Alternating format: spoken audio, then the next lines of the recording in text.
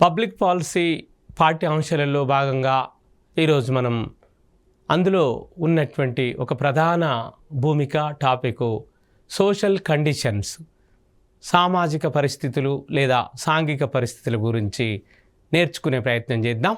సాంఘిక పరిస్థితులు ప్రభుత్వ విధాన తయారీ ప్రక్రియనే కాక విధానాల అమలు ప్రక్రియను కూడా ప్రభావితం చేస్తాయి. విధానాల తయారీ అంటే దాని రూపకల్పనే కాకుండా దాని అమలును కూడా ఈ సామాజిక పరిస్థితులు చాలా ప్రభావం చూపిస్తాయి అనేది మనం ఇప్పుడు నేర్చుకోబోతున్నాం. ఎలా? విధాన ప్రక్రియ సాంఘిక మార్పును సులభతరం చేసే ఒక సాధనంగా ఉపయోగపడుతుంది. ఈ యొక్క పాలసీ మేకింగ్ అనేది సామాజికంగా వచ్చే మార్పును మరి ఏ విధంగా సులభతరం చేస్తుంది అనేది ఇప్పుడు తెలుసుకుందాం మనం. ఎఫ్డబ్ల్యూ రిగ్స్ అనేటువంటి ఒక పాలనా తత్వవేత్త, అంటే పాలనా థింకర్ ఏం చెప్పిండో FW rigs.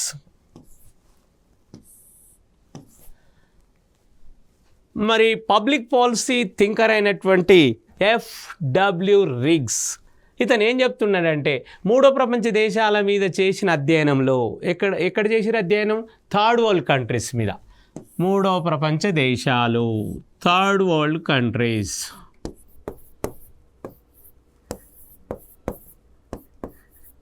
Third world nations మీద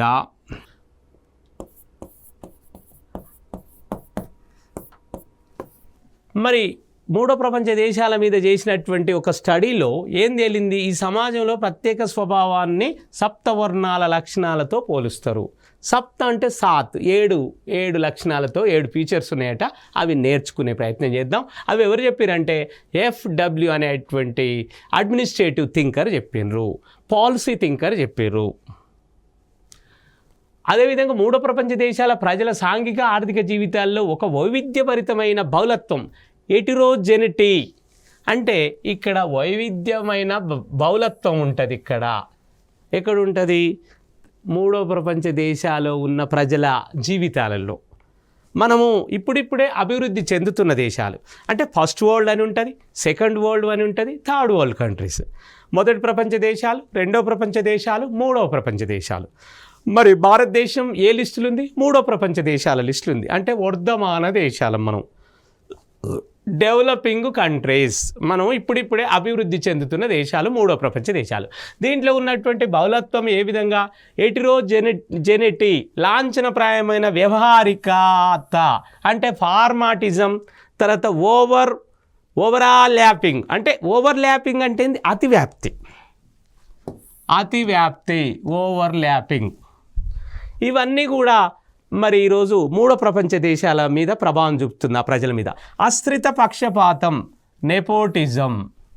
తర్వాత బహుళ మత ఆచారాలు అంటే పాలీకమ్యూనలిజం. ఈరోజు భారతదేశం భిన్న మతాలకు, భిన్న కులాలకు, భిన్న జాతులకు, భిన్న భాషలకు నిలయం. Unity in diversity.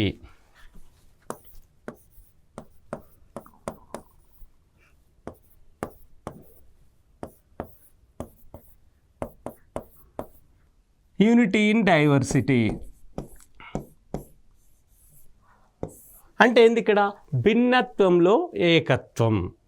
మరి ఈ విధంగా అనేక రకాల మతాలు, అనేక రకాల కులాలు, జాతులు, తెగలు, ఉపతెగలు, అనేక రకాల భాషలు, ప్రాంతీయ భౌగోళిక పరిస్థితులకు నిలయం ఈ భారతాలయం. ఈ భారతదేశంలో ఆ విధంగా ఉంది కాబట్టి మరి డిఫరెంట్ అనేది చాలా రకరకాల కారణాలు ఉంటాయి, వైవిధ్యత ఉంటుంది అనేది ఇక్కడ మనం నేర్చుకుందాం. అలాంటి లక్షణాలు ఉంటాయి. రిగ్స్ మూడో ప్రపంచ సమాజాలపై జరిపిన విశ్లేషణ వల్ల విధాన ప్రక్రియ సాంఘిక సంబంధాల నుండి ఉద్భవిస్తుందని తేటతెల్లం అవుతుంది. ఏదైతే ఎఫ్డబ్ల్యూ రిగ్స్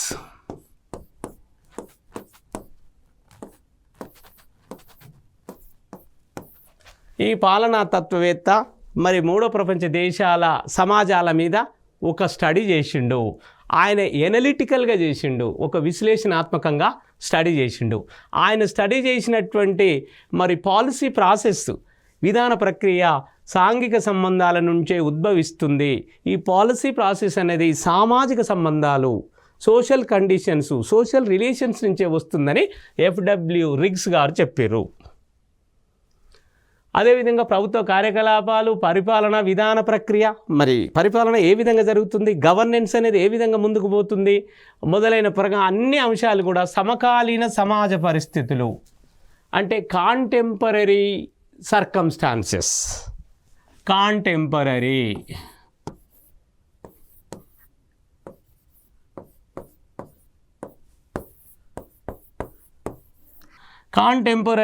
కండిషన్స్ మీద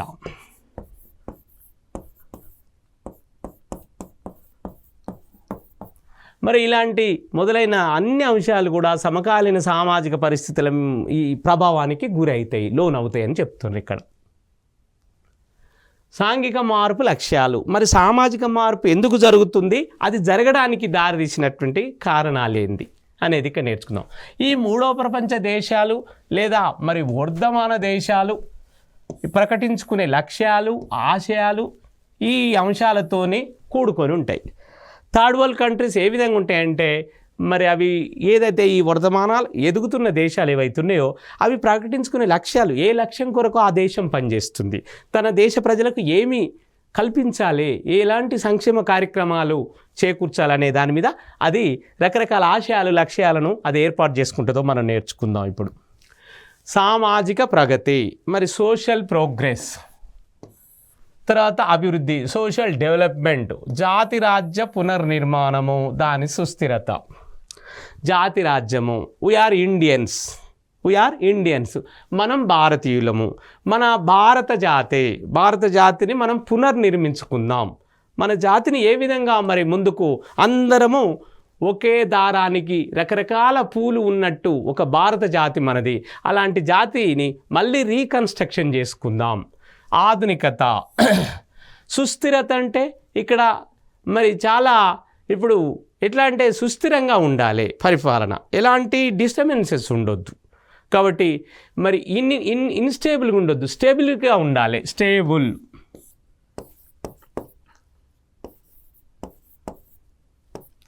స్టెబిలిటీ ఉండాలి, స్టేబుల్గా ఉండాలి, సుస్థిరత ఉండాలి. ఆధునికత, మోడర్నిటీ,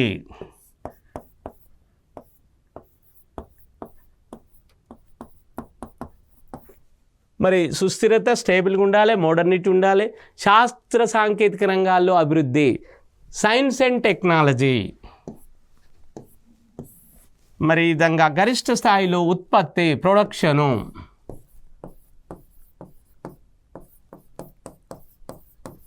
న్యాయపరమైన పంపిణీ అంటే మరి చట్టం ముందు అందరు సమానమైనప్పుడు డిస్ట్రిబ్యూషన్ కూడా సమానంగా ఈక్వల్ డిస్ట్రిబ్యూషన్ ఉండాలనేది ఇక్కడ చెప్తున్నటువంటి అంశం. మరి ప్రణాళికాబద్ధమైన అభివృద్ధి, ఒక ఎలా ఉండాలి, ప్లానింగ్ డెవలప్మెంట్ ఉండాలి, ఒక ప్లానుడు ప్రకారం చేయాలి, ప్లానుడు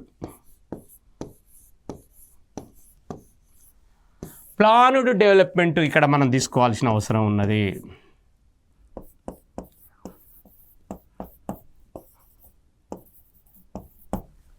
సుస్థిరమైనటువంటి సాంఘిక జీవనం, మరి సోషల్ లైఫ్ కూడా ఇక్కడ చాలా ముఖ్యమైన పాత్ర వహిస్తుంది.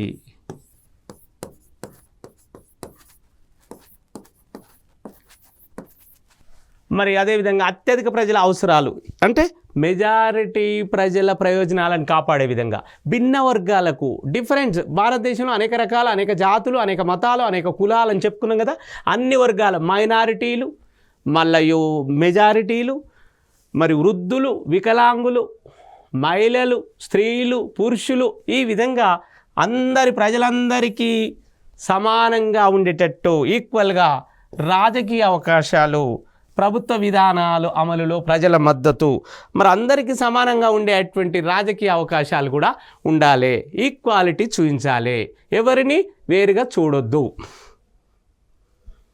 సాంఘిక అంశాలు, మరి ఈ సామాజిక అంశాలు, సోషల్ కండిషన్స్ ఎట్లా ఉంటాయి,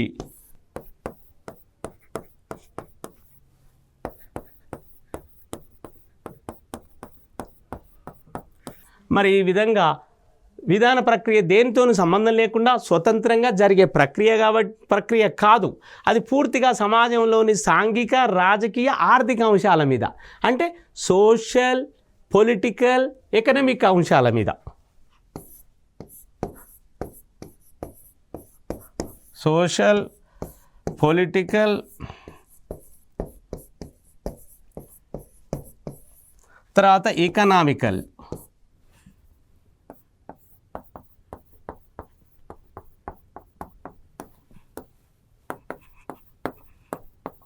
ఇట్లా 3 అంశాల మీద ఆధారపడి ఉంటుంది. ఈ సమాజంలోని సాంఘికంగా, రాజకీయంగా, ఆర్థిక అంశాల మీద కూడా ఈ సామాజిక పరిస్థితులు ఆధారపడి ఉంటాయి అనేది మనం నేర్చుకుంటున్నాం. ఉదాహరణకు భారతదేశంలో విధాన ప్రక్రియ వివిధ సాంఘిక, ఆర్థిక, రాజకీయ అంశాలలో సాంఘికపరమైన, రాజకీయపరమైన మరియు ఆర్థికపరమైన అంశాలతోనే ఇది ఆ వలయంలో జరుగుతుంది. ఈ 3 ఎప్పుడు సోషల్, మరి పొలిటికల్, ఎకనామికల్ ఈ అంశాలల్లో ఆ చట్రంలో జరుగుతుంది.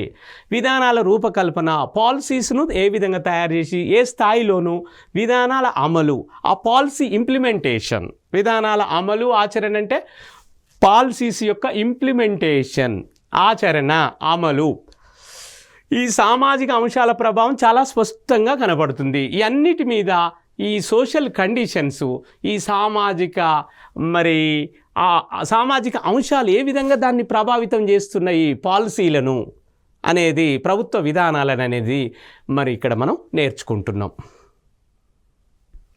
మరి విధాన రూపకల్పన, విధానాల అమలు ప్రక్రియకు ఈ దిగువ తెలిపిన సామాజిక అంశాలు కారణమవుతున్నాయి. ఇక్కడ తెలిపినటువంటి అన్ని కారణమవుతాయి.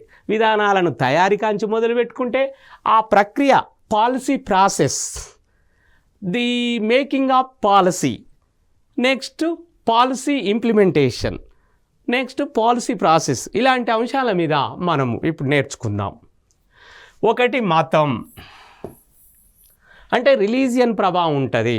ఒక పాలసీ తయారు చేస్తున్నారంటే దాని మీద మత ప్రభావం ఉంటుంది, రిలీజియన్. రెండోది కులము, క్యాస్ట్. ఒకటి రిలీజియన్, మతం. 2 క్యాస్ట్, కులం. 3 ఫ్యామిలీ, కుటుంబం. కుటుంబం యొక్క ప్రభావం కూడా ఉంటుంది. మతం, కులం, కుటుంబం. 4వది మరి ఎడ్యుకేషన్ ఆ లెవెల్, అంటే విద్యాస్థాయి.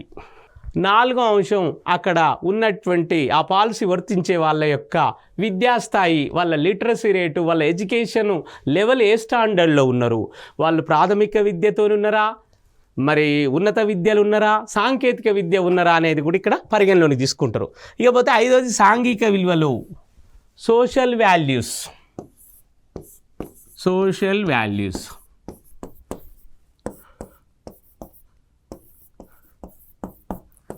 నెక్స్ట్ సార్వజనీనత, అంటే ఇది అందరికీ వర్తిస్తుందా, మళ్ళీ కొద్దిమంది ప్రయోజనాలకైనా, యూనివర్సాలిటీ.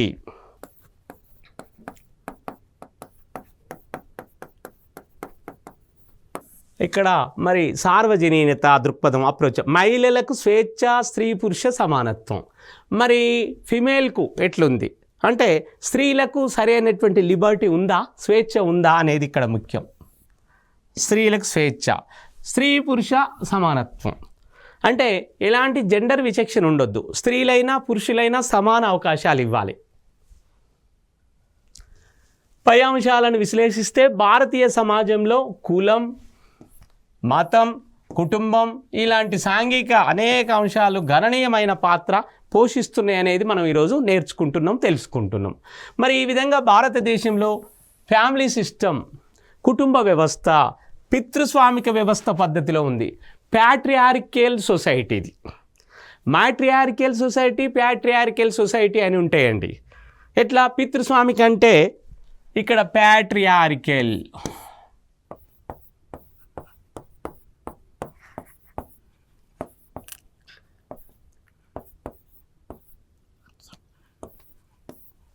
అంటే పితృస్వామిక వ్యవస్థలో కుటుంబ పెద్ద తండ్రి ఉంటాడు, మాతృస్వామిక వ్యవస్థలో కుటుంబ పెద్ద తల్లి ఉంటుంది. మరి భారతదేశంలో మాతృస్వామిక వ్యవస్థ ఎక్కడన్నా ఉందా అంటే ఈశాన్య రాష్ట్రాలలో ఉన్నది. అస్సాం, అరుణాచల్ ప్రదేశ్, మణిపూర్, మేఘాలయ, నాగాల్యాండ్, సిక్కిం, హిమాచల్ ప్రదేశ్. మరి ఈ విధంగా అక్కడనేమో మరి మాతృస్వామిక వ్యవస్థ ఉంది. మరి ఈశాన్య భారతాన్ని పక్కన పెడితే మిగతా భారతదేశం మొత్తము ప్యాట్రియార్కియల్ సిస్టమ్, ఫ్యామిలీ సిస్టమ్, అంటే పితృస్వామిక వ్యవస్థ. కుటుంబ వ్యవస్థలో తండ్రి పెద్దవాడు, కుటుంబ పెద్ద, ఫ్యామిలీ హెడ్. ఇక్కడ విద్యాస్థాయి చాలా తక్కువ, ఇక్కడ ఎడ్యుకేషన్ మరి టేబుల్ చాలా తక్కువగా ఉంటుంది, నిరక్షరాస్యత ప్రజలు ఎక్కువ ఉంటారు, ఉన్న ఎడ్యుకేషన్ ఉన్న లిటరసీ ఉన్న చాలా తక్కువ రేట్లో ఉంటుంది, చాలా ఉన్నత చదువులు చాలా తక్కువ మంది చదివి ఉంటారు. ఇక్కడ మహిళలకు స్వేచ్ఛ తక్కువ ఉంటుంది, స్త్రీలకు స్వేచ్ఛ లేదు, స్త్రీ పురుష సమానత్వం అనేది కూడా ఇక్కడ ఇబ్బందిగానే ఉంటుంది. ఇక్కడ పురుషులకు ఎక్కువ ప్రాధాన్యత ఇచ్చి స్త్రీలకు తక్కువ ప్రాధాన్యత ఇస్తున్నారు. ఇలాంటి దృక్పథాలు, సాంఘిక విలువలు, సోషల్ వాల్యూస్ కూడా ఇక్కడ చెప్పుకోదగ్గాయి. పురుష సమానత్వం, విద్యాస్థాయి, మహిళలకు స్వేచ్ఛ, స్త్రీ పురుష సమానత్వం, సార్వజనీనత, ఇలాంటి అన్నీ చెప్పుకోదగ్గ స్థాయిలో లేవు. ఇవన్నీ అభివృద్ధి చెందిన దేశాలతో పోలిస్తే మన దేశంలో మూడో ప్రపంచ దేశాలలో ఇలాంటివి లేవని చెప్పొచ్చు. కాబట్టి ఈ అంశాలన్నీ విధాన ప్రక్రియను, ముఖ్యంగా విధాన రూపకల్పన, విధానాల అమలును ప్రభావితం చేస్తాయి. విధానాలను తయారు చేసే విషయంలో అంటే పాలసీ ప్రాసెస్ను మరియు పాలసీ ఇంప్లిమెంటేషన్, విధానాల అమలును కూడా ఈ అంశాలు, ఈ సామాజిక కండిషన్స్ మరి ప్రభావితం చేస్తాయని మనం నేర్చుకుంటున్నాం. ఆర్థిక అంశాలు, ఇంకోటి పోతే ఎకనామికల్ కండిషన్స్.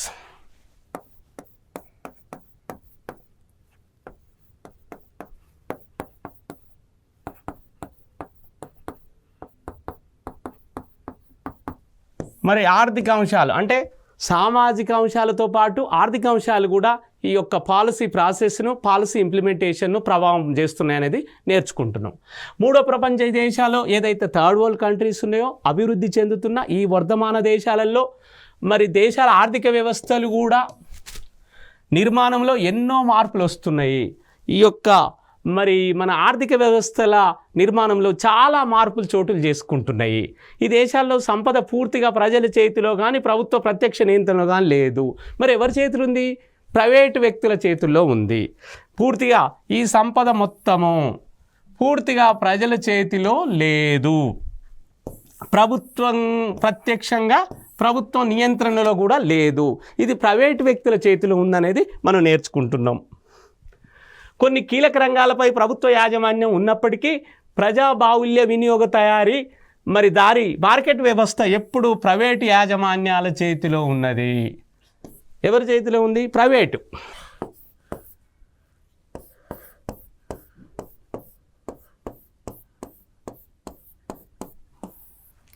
ప్రైవేట్ యాజమాన్యం చేతిలోనే ఈ సంపద మరి ఎప్పుడు మార్కెట్ వ్యవస్థ అంతా వాళ్ళ చేతిలో కేంద్రీకృతం అయింది. కాబట్టి మరి ప్రభుత్వం ప్రజలకు చాలా పథకాలను తక్కువగా అందించే అవకాశాలు ఉన్నాయనేది మనం ఈ పబ్లిక్ పాలసీలో నేర్చుకుంటున్నాం.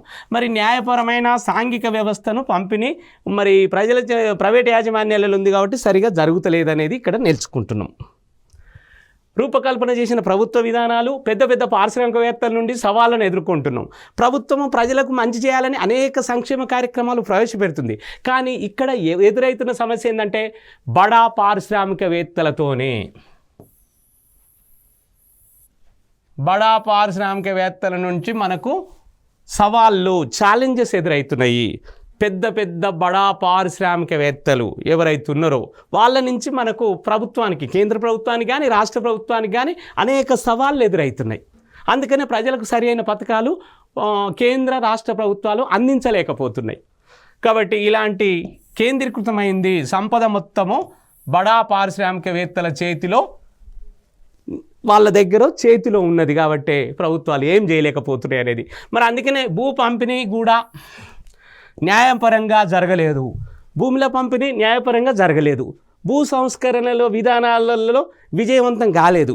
ల్యాండ్ రిఫార్మ్స్ కూడా సక్సెస్ కాలేదు. మరి దీనికి అంతటి కారణం ఏంది అంటే ఈ పారిశ్రామికవేత్తలు ఈ యొక్క పాలసీ తయారీలో ప్రభావం చూపుతుండ్రు. వాళ్ళు జోక్యం చేసుకుంటారు. అటు కేంద్ర ప్రభుత్వంలో కానీ, ఇటు రాష్ట్ర ప్రభుత్వంలో కానీ, ఇటు స్థానిక ప్రభుత్వంలో కానీ.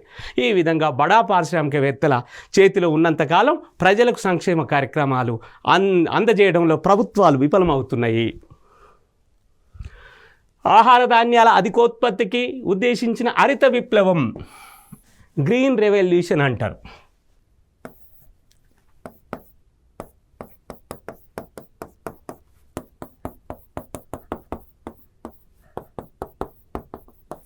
అంటే హరిత విప్లవం ఎక్కువ మరి ఆహార ధాన్యాలను ఉత్పత్తి చేయాలని చేస్తే అది విజయవంతం కాలేదు. తరచుగా వచ్చే కరువు కాటకాలు, ఇక్కడ ఫెమైన్స్ వస్తాయి, కరువు కాటకాలు వస్తాయి, తర్వాత వరదలు వస్తాయి, ఫ్లడ్డింగ్ వస్తాయి, ప్రకృతి వైపరీత్యాలు వస్తాయి. ఈ మూడో ప్రపంచ దేశాలు ఎదుర్కొంటున్న వేరే సమస్యలు ఏంది? కరువు కాటకాలు, ఫెమైన్స్, వరదలు, ఫ్లడ్డింగు, ప్రకృతి వైపరీత్యాలు. మరి ప్రకృతి పరంగా తుఫాన్లు, సైక్లోన్లు, అనేక రకాల వర్షాభావ పరిస్థితులు, లానినో ఎల్నినో పరిస్థితులు, ఇలాంటి అన్ని వ్యవసాయ కూలీల సమస్య కూడా ప్రధానంగా ఉన్నది. అవ్యవస్థీకృతమైన మార్కెట్లు ఆర్గనైజ్డ్ చేసి లేవు. అనార్గనైజ్డ్ మార్కెటింగ్ సిస్టమ్ ఉన్నది ఇక్కడ. ఈ యొక్క థర్డ్ వరల్డ్ కంట్రీస్లో ఎన్నో కష్టాలకు, పేదరికానికి కారణమవుతున్నాయి. అనేక కష్టాలకు ఈ యొక్క మరి పేదరికానికి ఇలాంటివన్నీ కారణమవుతున్న విషయాన్ని మనం ఈ పాలసీ విధానంలో ప్రభుత్వ పాలసీలు తయారు చేసి అమలుపరచుల్లో ఎదురవుతున్న ఇబ్బందులను గురించి నేర్చుకునే భాగంలో మనం ఈరోజు చదువుకుంటున్నాం. వ్యవసాయ రంగంపై వైఫల్యం చెందడం. పూర్తిగా అగ్రికల్చర్ రంగం ఎట్లా అంటే వైఫల్యం చెందుతుంది. ఎందుకు? కరువు కాటకాలు, వరదలు ఉంటేనేమో ఎట్లా అనావృష్టి, లేకపోతే అతివృష్టి. ఒకటి అనావృష్టి,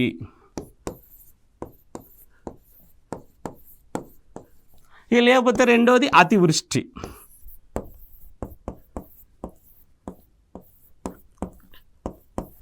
మనం ఇవన్నీ చూస్తున్నాం.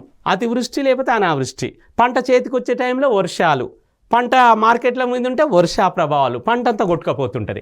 ఈ విధంగా వ్యవసాయ రంగం కూడా వైఫల్యం చెందింది. పరిశ్రమల మూసివేత, అనేక రకాల పరిశ్రమలను మరి సరైనటువంటి మరి క్యాపిటలిజం, మనకు పెట్టుబడి లేక, మరి జీతాలు ఇవ్వలేక, ఎక్విప్మెంట్ లేక వాటిని మూసేయడం జరిగింది.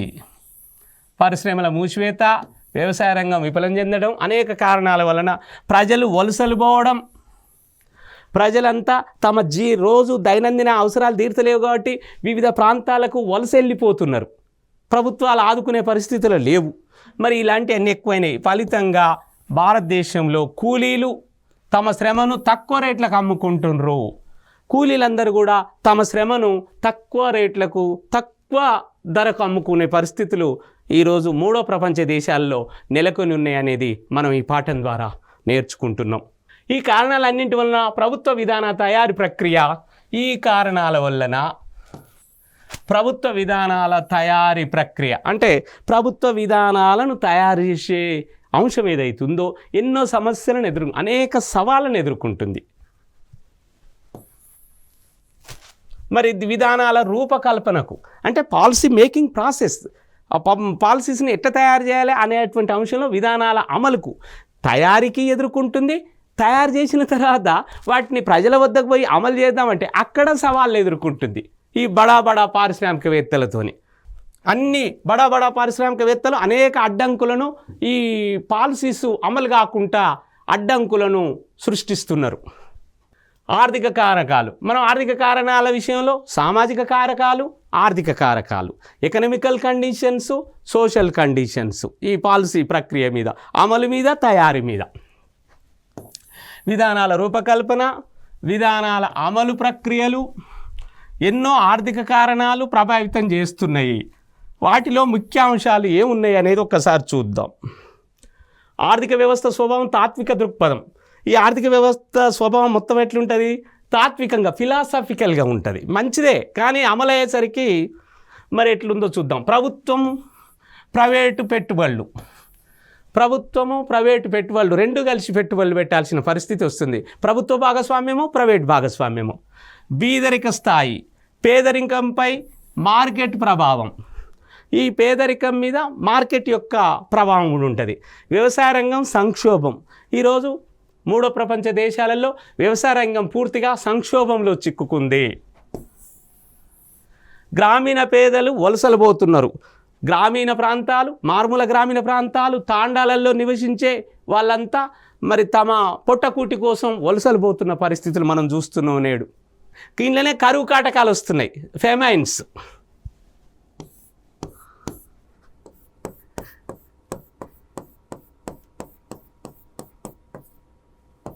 ఈ యొక్క కరువు కాటకాలు, ఫ్లడ్డింగ్, వరదలు,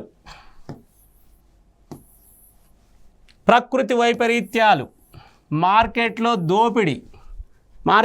దోపిడీ, సంపద కేంద్రీకృతం కావడం, సంపద అంతా కొద్దిమంది బడా పారిశ్రామికవేత్తల దగ్గరనే, బడా భూస్వాముల దగ్గరనే కేంద్రీకరించబడటం, ఆర్థికంగా అసమానతలు, ఎకనామికల్ ఇనీక్వాలిటీస్, ఆర్థికంగా అసమానతలు, అనారోగ్యం, ఇళ్ళనే ప్రజలంతా రోగపీడితులు కావడం, ప్రజల ఆరోగ్యాలు అనేక రోగాలకు నిలయాలుగా మారడం, జీవన మనుగడ కష్టం కావడం, అందుకనే స్ట్రగుల్ ఫర్ ఎగ్జిస్టెన్స్, మనుగడ కోసం పోరాటం, వనరుల శాశ్వత తగ్గుదల, మరి నిరుద్యోగం, ఒకవైపు అన్ఎంప్లాయ్మెంట్. ముగింపు: ఏ సమాజంలోనైనా మరి విధానాల తయారీ, దాని ప్రక్రియ, ఎక్కడనైనా ఏ సమాజాన్ని తీసుకున్నా పాలసీస్ రూపకల్పన, పాలసీస్ల తయారీ అంటే విధానాల తయారీ, దాని ప్రక్రియ, ఆ సమాజం యొక్క సాంఘిక సోషలు, తర్వాత ఆర్థిక ఎకనామికలు, తర్వాత రాజకీయ పొలిటికలు అంశాలు, ఈ మూడు అంశాలు ఇక్కడ ప్రభావితం తప్పనిసరిగా ఉంటుంది. ఏ సమాజాన్ని తీసుకున్నా మరి ప్రభుత్వము ఒక పాలసీని, విధానాన్ని తయారు చేస్తుందంటే దాని మీద ఏ అంశాల ప్రభావం భారీగా ఉంటుందంటే, ఒకటి సోషలు,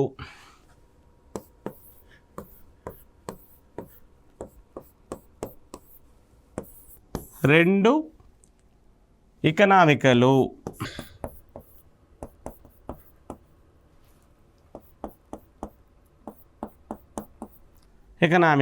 మూడు పొలిటికలు.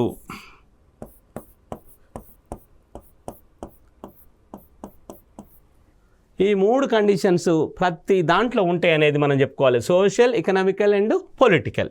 కాబట్టి సామాజికంగా ఆర్థిక రాజకీయ అంశాలు తప్పనిసరి ప్రభుత్వం తయారు చేస్తున్న పాలసీలను మీద ప్రభావం చూపుతాయి. అదేవిధంగా ప్రభుత్వం అమలుపరుస్తున్న పాలసీల మీద కూడా ఈ మూడు అంశాలు తప్పనిసరి ప్రభావం చూపి ఆ యొక్క ఫలితాలు తారుమారయ్యే విధంగా ఉంటాయని మనము ఈ పాఠం ద్వారా నేర్చుకున్నాము. మళ్ళీ నెక్స్ట్ పాఠంతో తర్వాత కలుసుకుందాం. ఓకే.